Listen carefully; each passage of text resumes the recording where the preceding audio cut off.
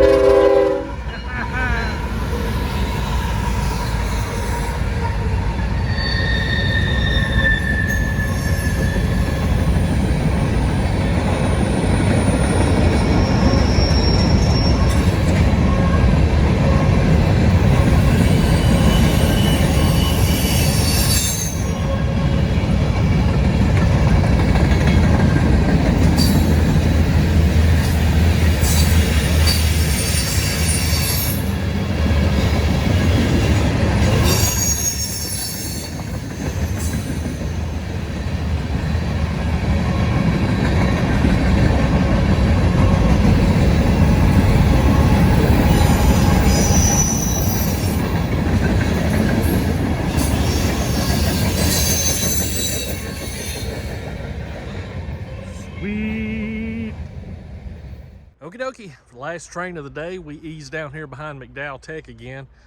Sun's going down pretty quick, but we've got blazing hazing coming north on M692 with the 1899 Pierre Marquette Heritage Unit leading. So that's pretty cool. So I wanted to come down here so I could get as long a shot of him as possible. And like I've mentioned before, this time of night over at Moody Town with the overgrowth there, it gets pretty dark quick. So he's almost to thermal, so I'm hoping he puts the pedal to the metal or the throttle to the 8. I hope he comes on so we can catch him. We're gonna hang out here and wait.